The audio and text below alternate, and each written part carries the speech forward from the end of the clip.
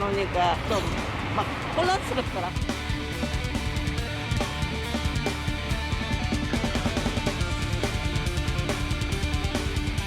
적자가 발생하지만 시에서 전혀 지원해주지 않고 어마어마한 수익은 취하고 싶고 적자 나는 데서는 시에서 완벽하게 메꿔주고 세상에 그런 사업이 어디 있습니까?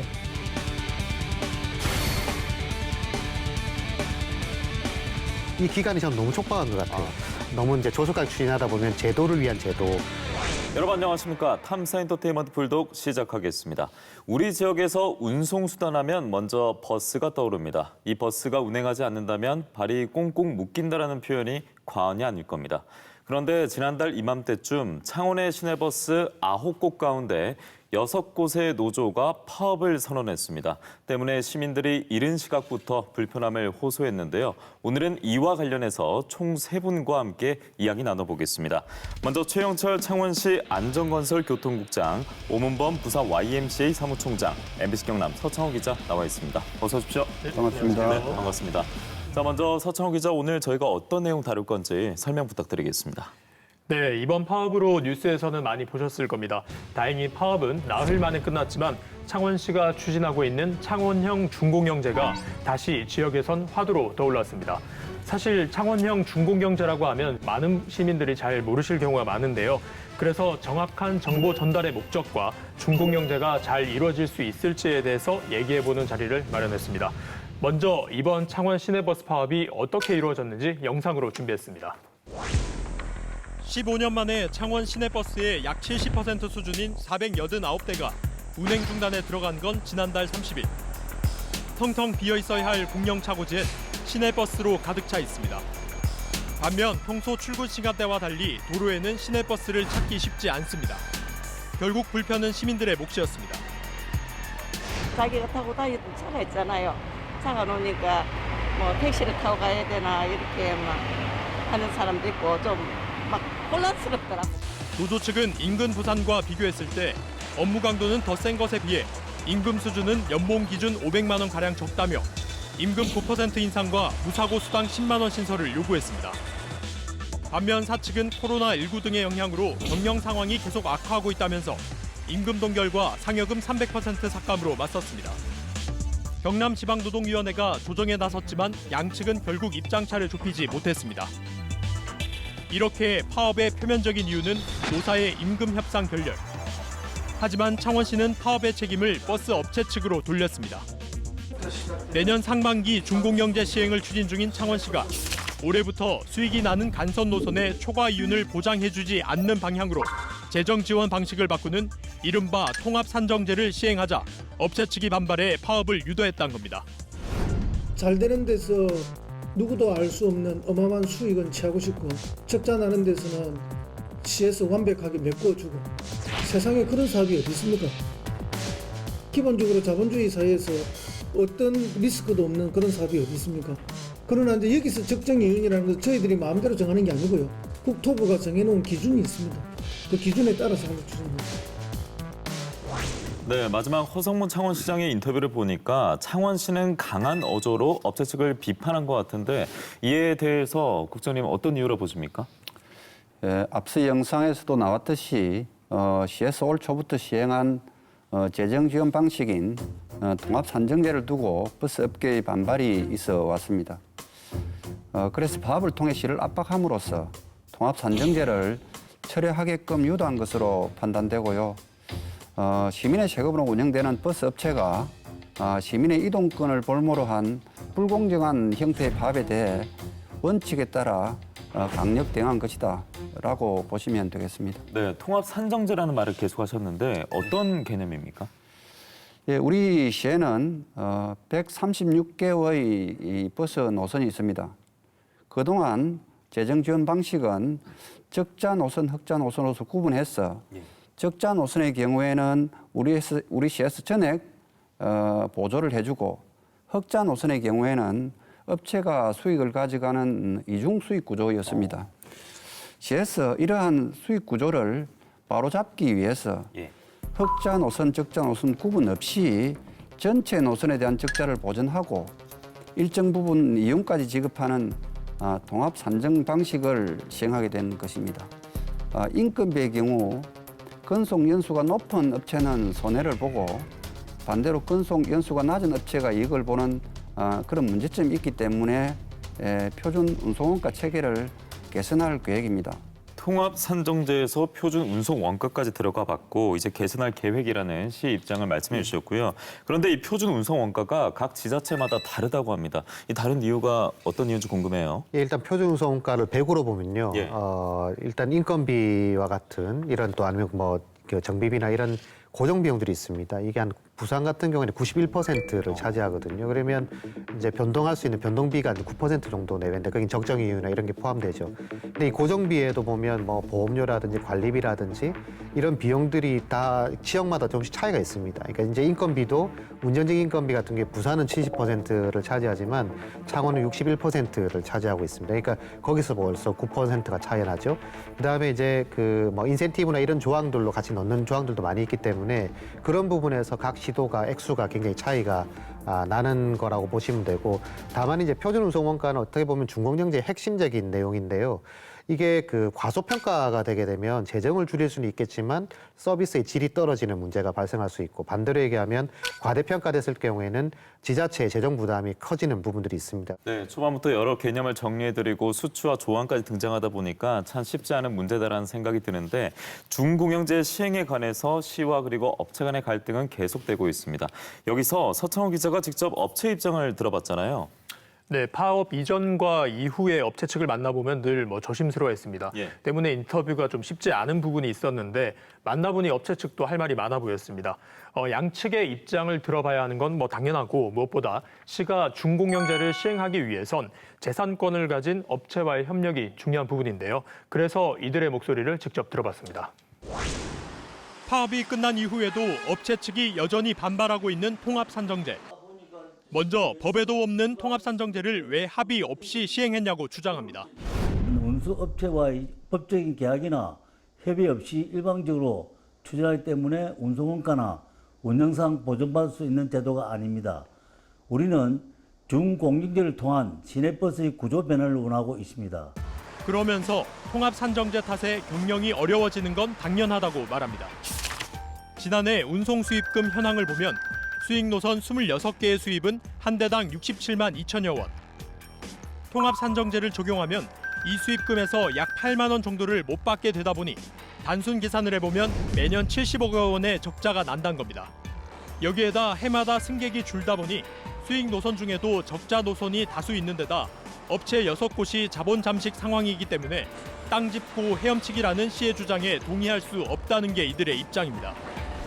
시에서 적자 노선에 대하여 정부 지원한다고 하지만 우리 업체가 신청하여 운행하는 노선 26개 중 11개 노선에 대하여는 적자가 발생하지만 시에서 전혀 지원해 주지 않고 업체 스스로 해결하고 있습니다.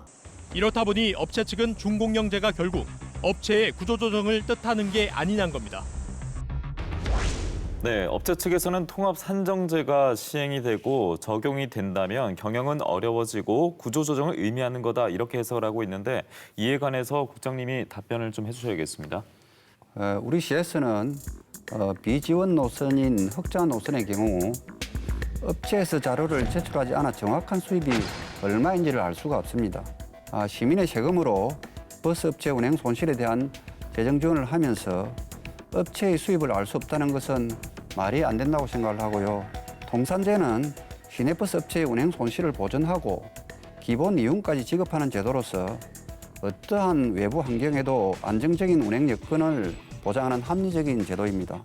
통산제의 합리성은 올 1월부터 예기치 않던 코로나19로 버스 이용 승객이 절반 이상 줄어든 상황에도 안정적인 운행을 할 수 있는 재정 지원 체계라는 것이 이미 증명이 되었습니다.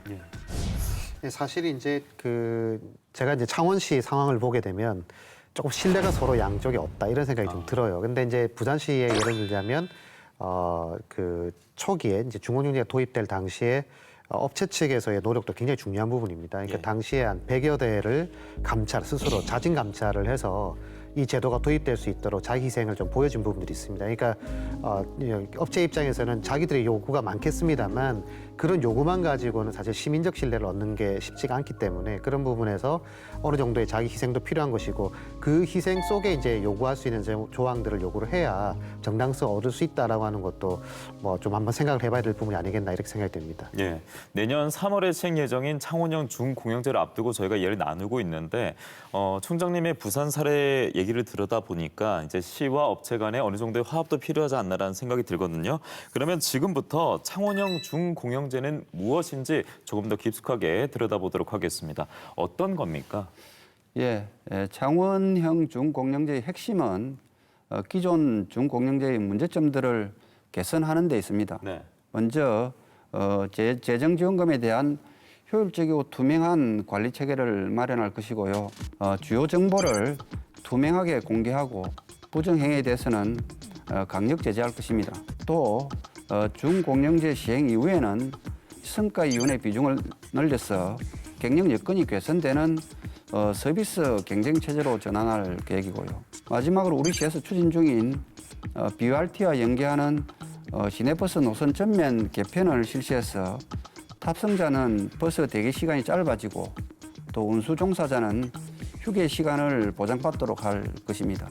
네, 이 창원시의 중공영제 시행에 관한 청사진을 최영천 국장을 통해서 들어봤는데요.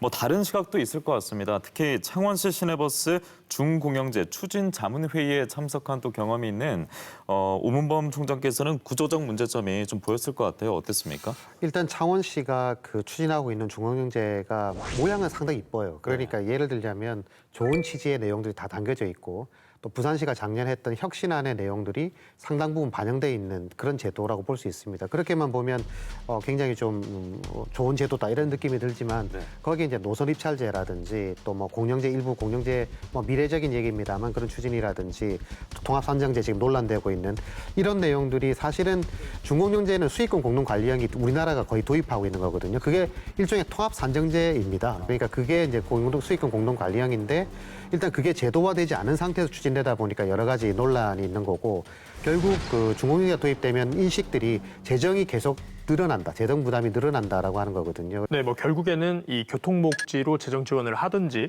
아니면 수익자 부담 원칙을 적용해 뭐 요금 인상을 하든지 결국 시가 이제 과제를 안고 있는 셈입니다. 하지만 요금 조정은 이제 쉽지 않은 부분입니다. 제가 이제 부산시를 한번 살펴봤더니 중공영제를 이제 도입한 후 13년 동안 요금 인상은 딱 2번 있었습니다. 네. 가장 최근에 이뤄진 게 2013년이었고요. 서울 같은 경우에는 16년 동안 4차례에 그쳤습니다. 여러 가지 요인이 있겠지만 전문가들은 아무래도 선출직의 입장에서 시민들에게 부담을 줄 수 있는 요금 인상을 이제 쉽지 않다고 보고 있습니다. 문제는 역시 예산, 그러니까 이제 세금입니다. 인근 부산시의 고민도 바로 이 지점인데 현재 어떤 상황인지 취재해봤습니다. 지난 2007년 중공영제를 도입한 부산시. 시내버스 경영을 민간에 맡긴다면 돈 안 되는 노선이 없어질 수 있어 시민들에게 불편을 줄 수 있다는 우려에서입니다.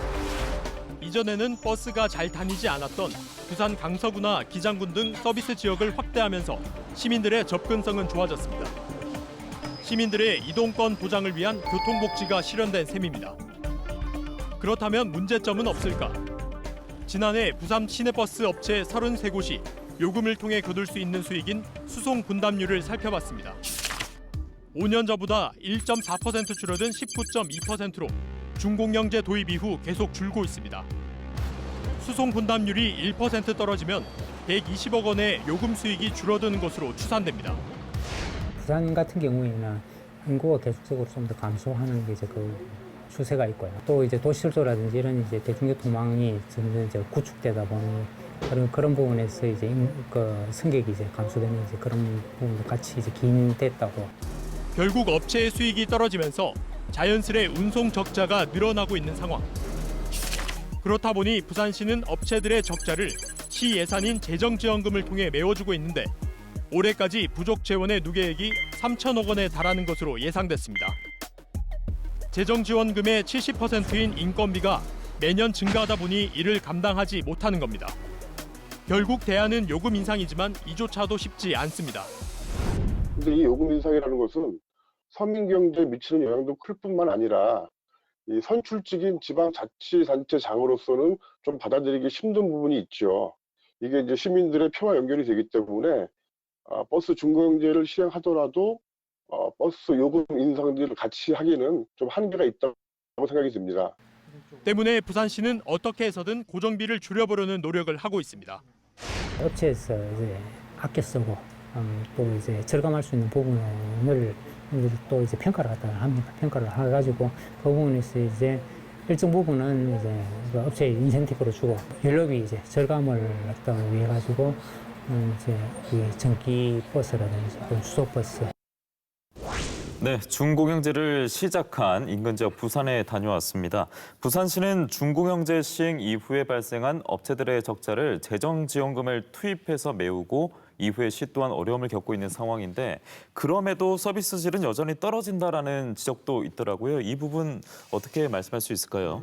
시민들이 이제 기대 수준이라는 게 있죠. 그러니까 서비스에 대한 기대 수준. 그래서 이건 당연한 거고 이 이상의 어떤 서비스를 해줘야 되는 거 아니냐 이렇게 하다 보니까 부산시 같은 경우에 이제 공공 와이파이를 버스 정류장부터 버스 안에까지 다 이렇게 제공을 하고 있고 또 이제 친환경 버스 수단이라고 하죠. 이제 조금 대형 버스 또 수소 버스, 전기 버스 이런 것들을 도입하면 거기에 따른 또 유지 비용이 또 많이 들게 됩니다. 그리고 이번 코로나 사태 같은 경우에 또 에어컨을 다 청소를 한다든지 이런 서비스를 다 제공하기 때문에 그런 부분들이 이제 추가 비용이 많이 드는 것이죠. 그러니까 재정 부담이 굉장히 늘고 액수도 그만큼 커질 수밖에 없는 그런 구조를 안고 있는 건데 앞서도 말씀드린 것처럼 이건 두 중에 하나를 해야 됩니다. 그러니까 시 재정을 투입하든지 아니면 다른 재원을 마련해야 되는데 그 중에 하나가 요금 인상이잖아요. 근데 요금 인상을 하지 않고 있기 때문에 뭐 당연히 그거는 시가 재정에 부담이 늘어날 수밖에 없는 구조를 가지고 있는 것이죠. 여기에다 이제 부산시의 경우에는 일부 업체들이 이제 도덕적 해이, 뭐 예를 들면 업체 대표가 자신의 뭐 친인척과 뭐 가해교사, 개인 운전기사들의 이름 등을 지원 대상 명단에 올려가지고 재정 지원금을 뭐 빼먹는 등 뭐 이런 문제들이 있었는데요. 그렇다 보니 뭐 과도한 재정 지원에 따른 부정적인 여론이 확산될 수밖에 없었습니다.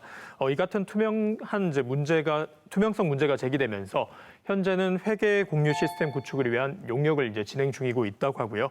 그리고 업체들의 내부적인 노력을 유도하기 위해서 인센티브 도입 등을 하고 있는 상황입니다. 네, 참 어찌됐든 뭐 예산과 그리고 앞서 돈 얘기도 나왔는데 재정 문제가 구조적인 문제점을 유발하고 있는 것 같습니다.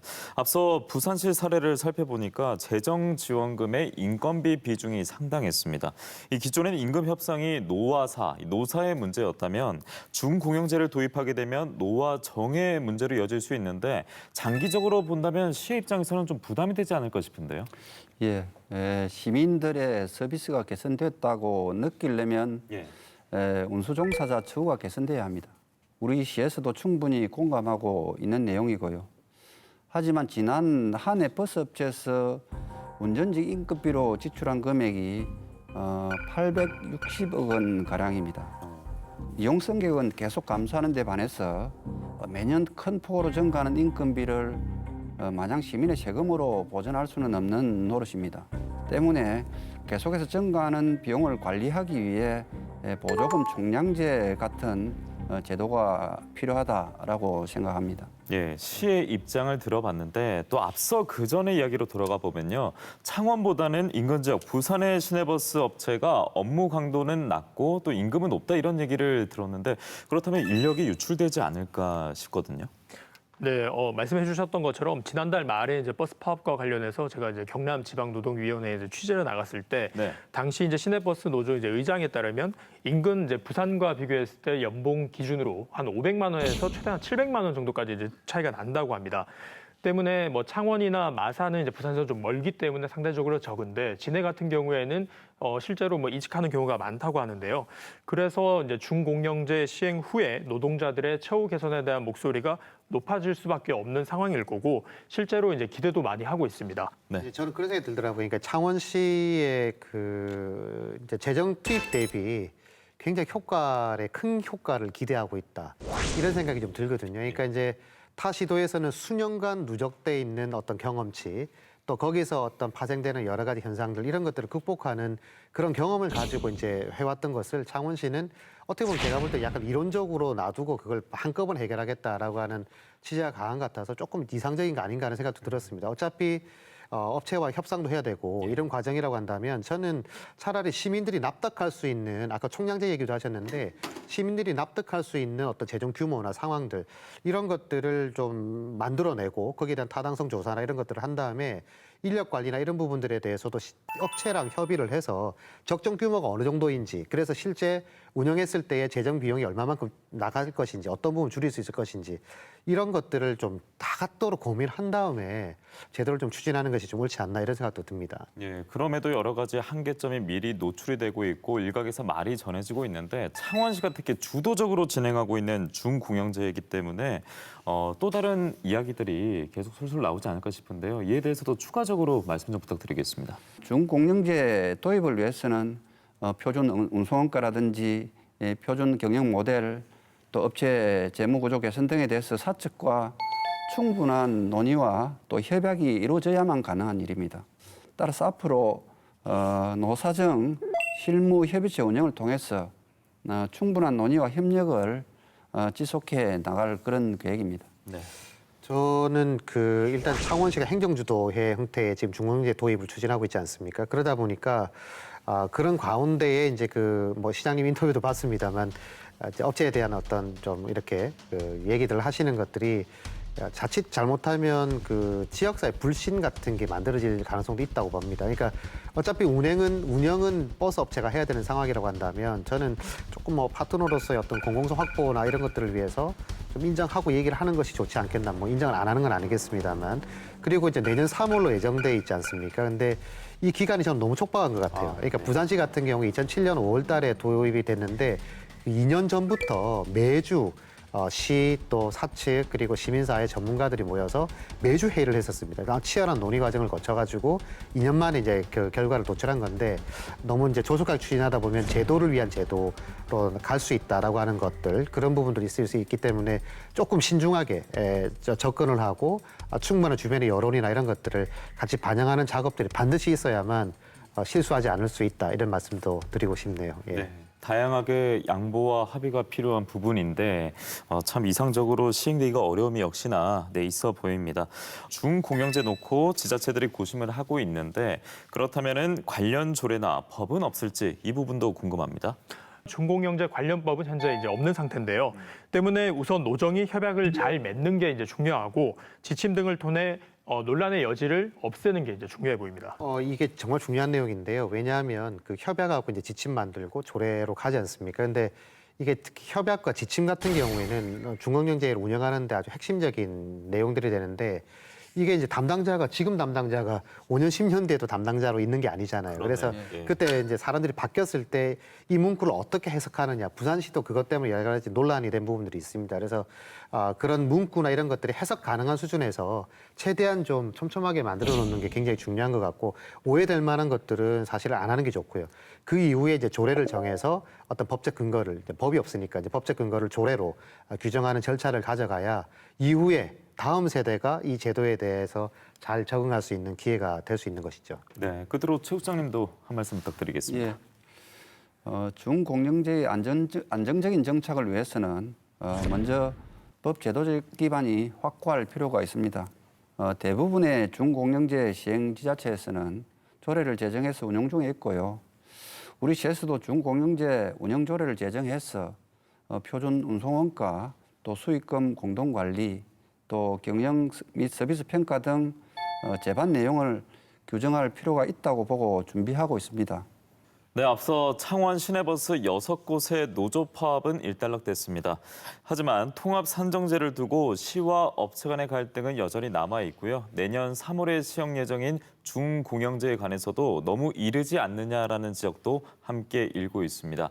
이렇게 산적해 있는 과제를 앞으로 창원시가 어떻게 해결해 나가는지 저희 탐사엔터테인먼트 불독이 유심히 지켜보도록 하겠습니다. 오늘 순서는 여기서 마치겠습니다. 함께해 주신 세 분 모두 고맙습니다. 예, 수고하셨습니다. 고생하셨습니다.